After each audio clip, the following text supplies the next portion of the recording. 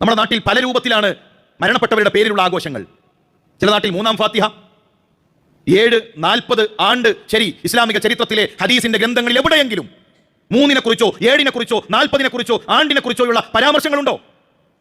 കർമ്മശാസ്ത്രത്തിന്റെ കിതാബുകൾ എത്ര ബൃഹത്താണ്! ഇമാം ഷാഫിയുടെ, ഇമാം അബൂ ഹനീഫയുടെ, ഇമാം മാലിക്കിന്റെ, ഇമാം അഹ്മദിന്റെ ആ കർമ്മശാസ്ത്ര കിതാബുകളിൽ എവിടെയെങ്കിലും മരണത്തിന് ശേഷമുള്ള 3-ന്റെ ദിവസമുള്ള ആഘോഷങ്ങളോ അല്ലെങ്കിൽ അവിടെയുള്ള ഭക്ഷണ വിതരണമോ നമുക്ക് കാണാൻ കഴിയുമോ?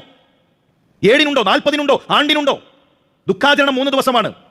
ഒരു മനുഷ്യൻ മരണപ്പെട്ട് കഴിഞ്ഞാൽ അയാളുടെ ഭാര്യയല്ലാത്ത മറ്റുള്ളവർ ദുഃഖം പ്രകടിപ്പിക്കേണ്ടത് 3 ദിവസമാണ്. ഇവിടെ 3-ഉം 40-ഉം 7-ഉം ആണ്ടും മുസ്ലിം സമുദായം ആഘോഷിച്ചുകൊണ്ടിരിക്കുമ്പോൾ നമ്മൾ മനസ്സിലാക്കേണ്ടത് ഇത് ദീനല്ല. പ്രവാചകൻ സല്ലല്ലാഹു അലൈഹി വസല്ലം പഠിപ്പിച്ചു, മൻ അമില അമലൻ ലൈസ അലൈഹി അംറുനാ ഫഹുവ റദ്ദുൻ. നാട്ടിൽ ഒരുപാട് അമലുകൾ ഉണ്ടാകും, ഒരുപാട് പ്രവർത്തനങ്ങൾ ഉണ്ടാകും. ആ അമലുകൾ നിങ്ങൾ തൂക്കി നോക്കേണ്ടത് ഞാൻ പ്രവർത്തിച്ചിട്ടുണ്ടോ എന്നാണ്. അല്ലാഹുവിന്റെ റസൂൽ സല്ലല്ലാഹു അലൈഹി വസല്ലം തങ്ങൾ പ്രവർത്തിക്കാത്ത അമലാണെങ്കിൽ, നാട്ടിലെ ഭൂരിപക്ഷം ചെയ്യുന്നതാണെങ്കിലും നാട്ടിലെ മഹല്ലുകാർ നടത്തുന്നതാണെങ്കിലും ജനകീയ ആഘോഷമാണെങ്കിലും എന്താണെങ്കിലും അത് ഇസ്ലാമിന്റെ പേരിലാണെങ്കിൽ അവിടെ ഒരു മുസ്ലിമിന് പങ്കെടുക്കുക സാധ്യമല്ല.